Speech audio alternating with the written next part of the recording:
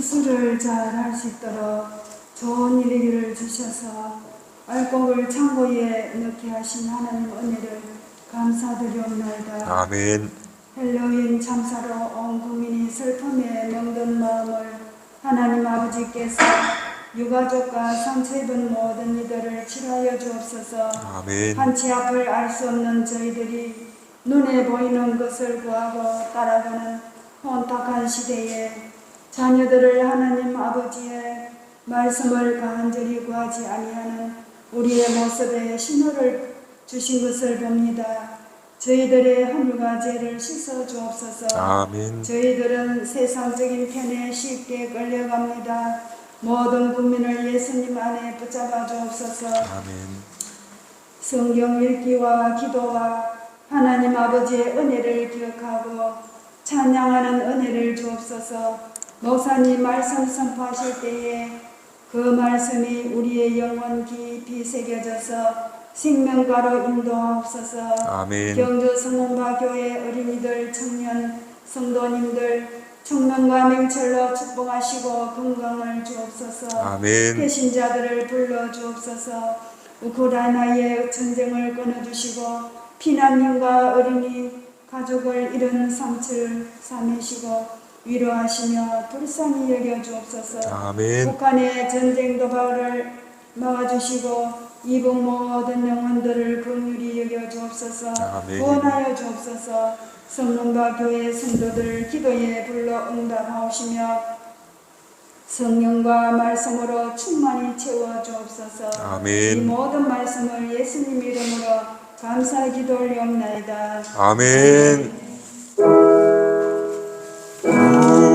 우리의 기도를 응답해 주시는 참 좋으신 나의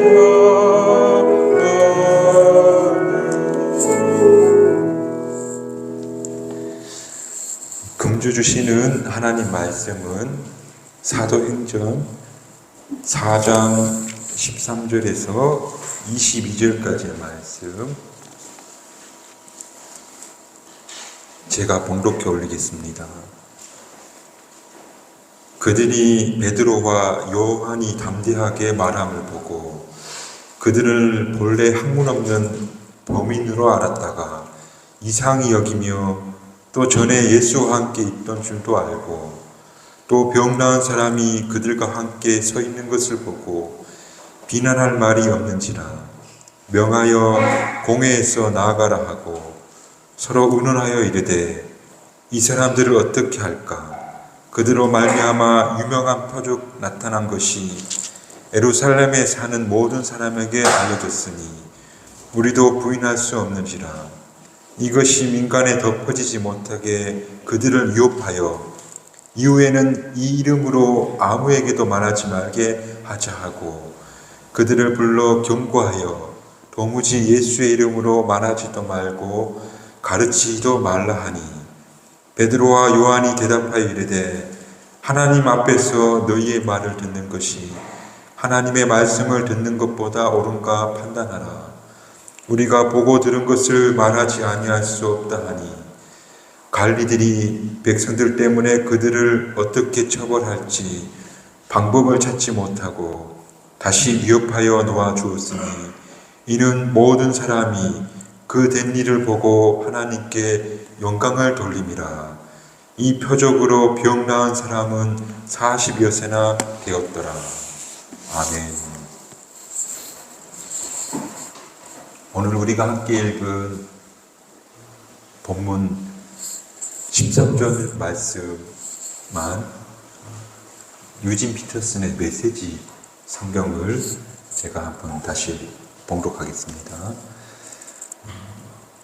베드로와 요한이 어찌나 당당하게 서 있던지 그들은 두 사람에게서 눈을 뗄 수 없었다.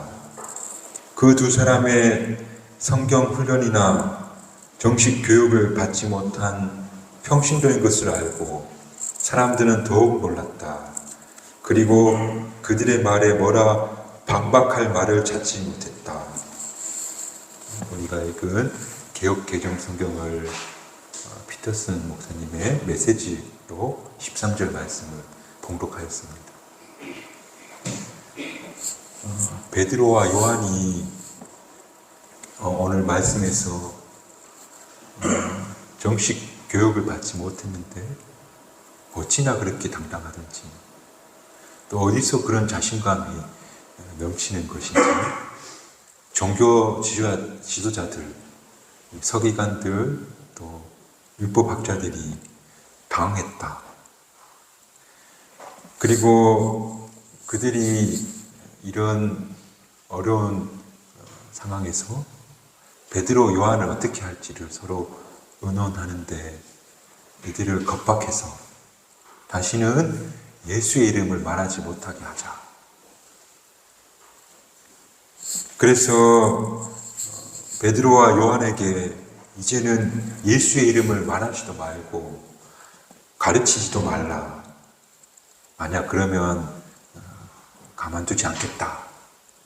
그렇게 하고 어떻게 할 방법을 알지 못해서 내보내 주었다 하는 것이 오늘 본문의 말씀이 됩니다.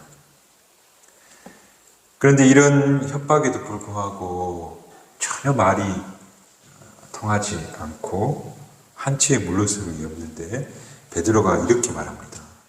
하나님 앞에서 너의 말을 듣는 것이 하나님 말씀을 듣는 것보다 옳은가 판단하라. 우리는 보고 들은 것을 말하지 아니할 수 없다. 그렇게 반문하고 있는 겁니다. 결국 속수무책으로 놓아줄 수밖에 없었고 오늘 말씀 제목처럼 방법을 찾지 못했다. 오늘 베드로와 요한을 신문한 사람들은 그 힘과 권위가 베드로와 요한과 비할 바 없는 그들은 막강한 힘을 가진 그런 분들인데 베드로와 요한을 어떻게 할 방법이 없었다는 겁니다. 세상에서 가장 무서운 사람이 어떤 사람인지 아십니까? 무서운 게 없는 사람, 두려울 게 없는 사람, 겁내지 않는 사람, 그런 사람이 세상에서 가장 무서운 사람인데 오늘 바로 베드로와 요한이 얼마나 당당하던지 아무리 위협을 해도 두려워하지 않은 겁니다. 그리고 정말 결국엔 놓아줄 수밖에 없었다 하는 그런 말씀이 됩니다. 이런 베드로와 요한의 이런 모습을 말씀을 준비하면서 묵상해 보건대 마치 높은 파도를 높은 벽을 두려워하지 않는 사자 같다. 정말 그 느낌이 어떤 것에도 주눅들지 않고 당당한 사자의 모습 같다. 그런데 참 이런 그들의 모습을 상상해 보는데 반대로 저도 저를 생각해 본 건데 토끼 같다. 베드로, 요한은 사자같이 당당한데 나는 토끼처럼 주눅 들고 있구나 그런 느낌이 드는 거예요. 토끼, 야생 토끼 아시죠? 이렇게 그 동물원 보면 갑자기 어디서 나타나서 카메라에 잡히고 막 두리번거리잖아요. 왜냐하면 무서우니까, 두려우니까. 그러다가 그 하늘에 맹금류라도 나타나면 어느샌가 사라지고 없잖아요. 나는 왜 사자처럼 당당하면서 자신감을 가지고 세상을 압도하는 사람으로 살지 못하고 토끼처럼 움츠러드는 것일까? 바람만 불어도 흔들리는 사람이 있는가 하면 폭풍 가운데에도 담대한 사람이 있는데 바로 오늘 베드로와 요한이 그런 분들이었죠. 그런데 성경을 읽다 보면 이분들이 처음부터 이런 분들이 아니었거든요. 그 풍랑치는 뱃속에서 막 죽겠습니다 흔들어 깨웠던 사람이 요한이었고, 예수님 그 신문 당할 때 뒤를 쫓아가잖아요, 베드로가. 하녀 한 명이 저자도 일당이다 했더니 막 무서워서 나는 아니다고, 그리고 저주하는 베드로였잖아요. 그런데 그들이 어떻게 종교 지하들을 압도하는 그런 당당함이 굴하지 않은 사람이 된 것일까? 오늘 그걸 한번 함께 나누었으면 좋겠어요. 어떻게 베드로, 요한은 그런 당당함이, 사자와 같은 자신감이 그들에게 있었는가? 그 첫 번째는 저는 오늘 20절 말씀에서 이렇게 말하는데, 우리는 보고 들은 것을 말하지 않을 수 없다. 무슨 말인가 하면 그들은 하나님을 경험했어요. 하나님 능력을 맛보았고, 그리고 예수님의 능력을 그들이 체험했기 때문에 그렇다는 거죠. 그들은 예수님 생전에 예수님이 행한 놀라운 일들을 직접 경험했고, 물론 의심도 했지만, 그리고 예수님이 죽음을 이기고 부활하신 부활의 주님을 만났던 것. 또 성령께서 놀랍게 그 마가의 다락방에 임재하시는 것을 경험했고, 또 최근에는 오늘 이 이야기가 시작된 그 나면서부터 안천병기를 일으킨, 예수님 이름으로 일으켰던 경험을 그들이 하였다는 것. 그러므로 하나님을 보았고 또 경험했기 때문에 그들은 당당하게 예수님 이름을 선포할 수 있었더라는 것. 하나님을 그들이 경험하였기에, 그들이 하나님을 만났기 때문에 이런 당당함, 자신감이 어느 누구 앞에서도 굴하지 않는 에너지가 있었다는 것. 하나님에 대한 경험이 없는 사람, 만남이 없는 사람을 묘사하자면, 차는 완전 새 차예요. 근데 그 안에 기름이 없는 거, 에너지가 없는 거예요. 우리의 신앙의 원천은 바로 하나님을 직접 만나고 그분을 아는 것에서 있다. 그래서 저와 여러분도 하나님은 이런 분이셔 라고 맛보는 만큼, 아는 만큼 우리도 당당해지고 자신감을 가질 수 있다.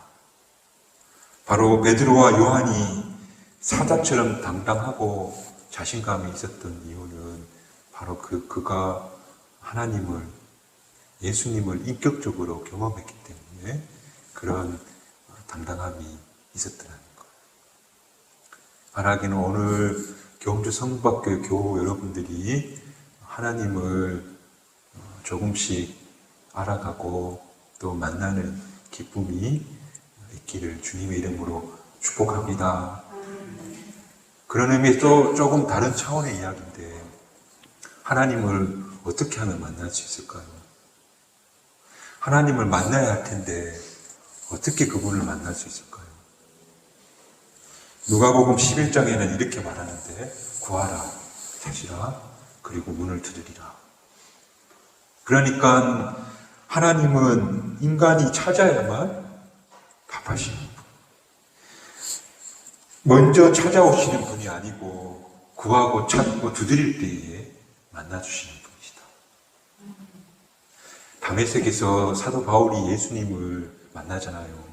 문득 찾아온 것처럼 보이지만 사도 바울은 성경에서 정말 열심 있는 유대인이라고 나와요.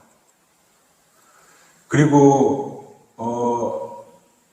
요한복음에 나다나엘이 예수님이 나무 밑에서 만나는데 그것도 우연히 찾아오신 게 아니에요.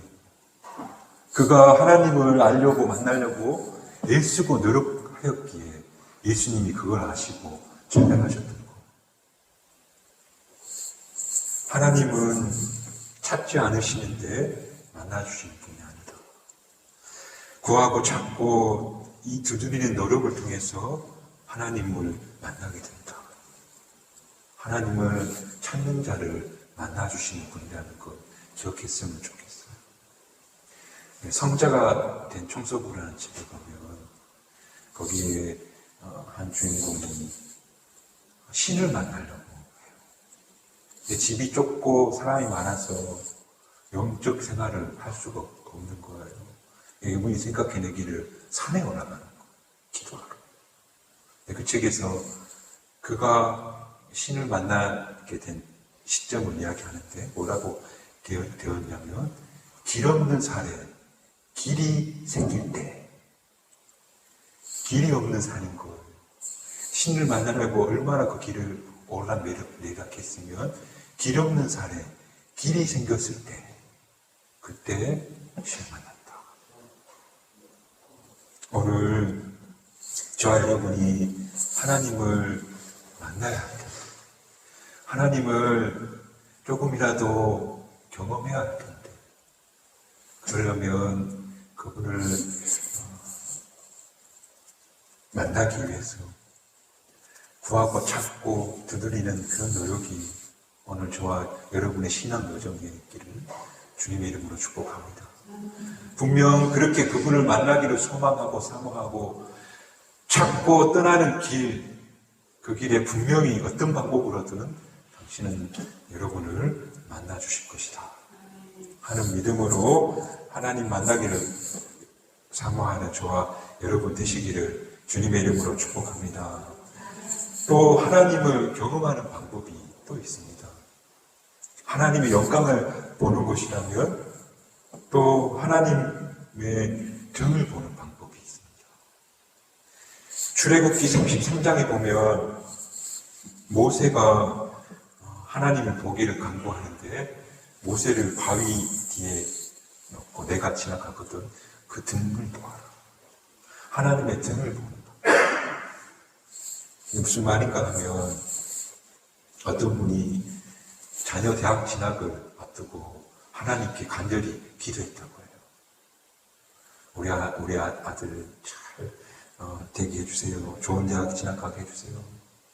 부족하지만 주님 인도해 주세요. 이번 주 수능 17일 날 있는데 그렇게 자녀를 위해서 기도했고 결국엔 합격 통지서를 받게 됐대요. 그래서 자기도 모르게 이렇게 고백을 했다고 하는데 하나님 저 이제부터 잘할게요. 그렇게 고백했대요. 무슨 소린가 하면 이런 사건을 통해서 하나님이 도우시는구나 하는 것을 느꼈다는 거예요. 내가 정말 기도했더니 하나님이 도우셨구나. 이게 이렇게 될 일이 아니었는데 하나님이 도와주셨나 보다. 그래서 자기도 모르게 이제부터 하나님 제가 잘할게요. 그렇게 고백하게 되었다는 거예요. 우리가 살면서 이런 의미 있는 경험들을 하게 되는데 병원에 수술해야 되는데 갔더니 수술 안 해도 됩니다. 의사가 그러는 거. 그때 이거 자연적으로 치유됐는갑다 그렇게 말할 수도 있겠지만 하나님이 낫게 하셨나 봐. 도우셨나 봐. 그렇게 고백한다는 거예요. 믿는 사람들이. 바로 오늘 앞전에 직접적으로 하나님을 그 영광의 강체를 경험하지 하는 방법도 있지만 하나님이 하시는 것다 하는 것이 바로 하나님의 등을 보는 것이다. 오늘부터 여러분 삶을 주의 깊게 보시길 바랄게요. 내 일상 속에서 내 삶 속에서 의미 있는 일들이 혹시 뜻밖의 은혜가 일어나거든. 아, 하나님이 하셨구나. 하나님이 인도하셨구나. 그렇게 볼 수 있었으면 좋겠어요. 그렇게 하나님께서 간섭하셨구나 하는 생각을 자꾸 내 안에 믿음의 고백으로 드리면, 그게 계속 우리 삶을 자꾸 채워나가면, 그때 우리 마음에 자신감이 생기고, 그리고 삶에 대한 당당함이 생기고, 그리고 하나님이 살아계시다는 믿음과 용기가 우리 속에 샘솟게 된다는 것.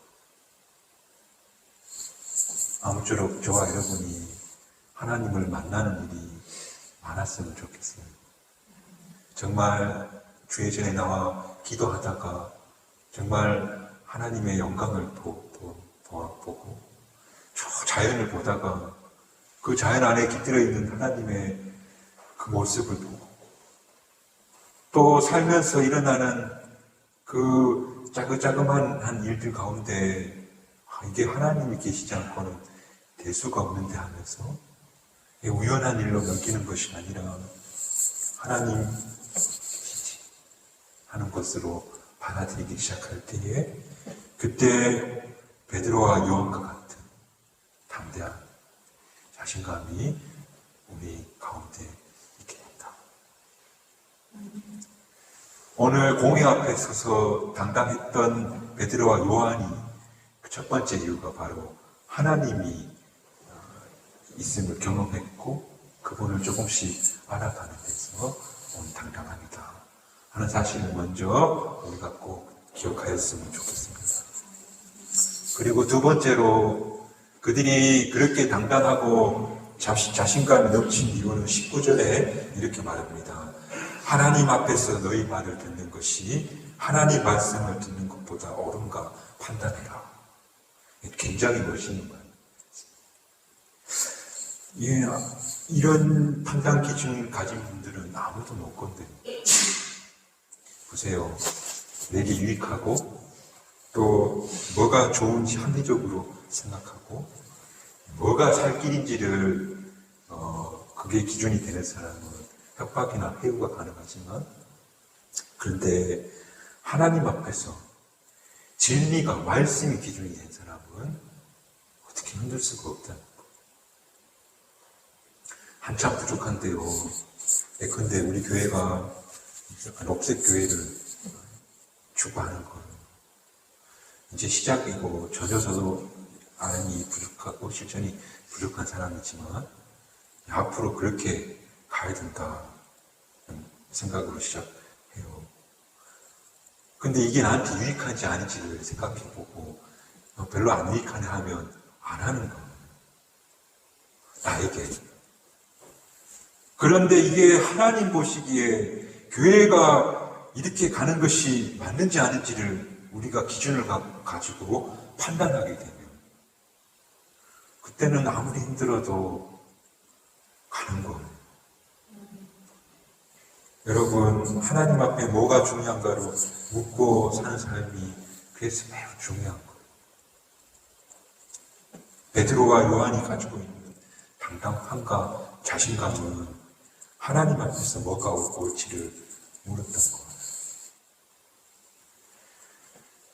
이런 사람이 바로 유혹과 해외에도 당당한 사람, 그 누구 앞에서도 자신감이 넘치는 그런 사람인 거예요. 저는 간디를 되게 좋아하는데 간디 자서전을 종종 보는데 그분이 그 대영 제국을 비폭력으로 그 정말 복음의 진리를 물론 기독교이긴 하지만 유사한 사랑을 지쳐하는 그런 남아프리카에서 변호사를 시작하는데 이분이 처음 변호할 때 목을 잡고 몸도 왜소하고 변호가 끝나고 돌아와서 죽고 싶은 심정이었다고. 세계사에 큰 족적을 남기신 영적인 분이 그런 고백을 하는 거예요. 근데 그가 점점 정신적으로 그 수준이 높아지고 그 신념과 사상이 큰 사람으로 성장하게 된 비결이 뭐냐면 이 사람이 늘 물었대요. 옳은 게 무엇인지 물었대요. 정말 참이 진리가 뭔지를 그냥 물었대요. 저와 여러분이 뭐가 좋을까, 뭐가 유익할까, 이걸 넘어서서 하나님 앞에서 뭐가 옳지, 하나님이 기뻐하시는 게 무엇인지, 이걸 계속 삶 속에서 던지는, 그런 질문을 던지는 사람이 된다면 정말 세상이 감당 못할 당당한 사람, 자신감 넘치는 사람이 될 것이다. 정말 세상을 압도할 사람이 될 것이다. 그래서 오늘 저와 여러분이 뭐가 옳지, 하나님 앞에서 뭐가 옳을까, 그렇게 질문함으로 정말 진리 앞에서 굳세어지고 당당해지고 사자굴에 던져버린다 해도 굴하지 않는 그런 용기를 가지는 사람들이 다 되기를 주님의 이름으로 축복합니다. 오늘 베드로와 요한이 어떤 모습이었는지를 머릿속에 한번 그려보았으면 좋겠습니다. 그분들은 하나님을 경험했던 분이기 때문에 바로 하나님이 함께 계신다는 확신이 있었기 때문에 당당했고, 그리고 하나님 보시기에 무엇이 옳은지를 판단했기에 그들은 자신감이 넘쳤습니다. 오늘 경주 성박교회 교우 여러분들도 하나님을 만나고 싶습니다. 저도 하나님을 경험해보고 싶습니다 하는 사모하는 마음으로 하나님을 삶 가운데서 만날 수 있기를 바랍니다.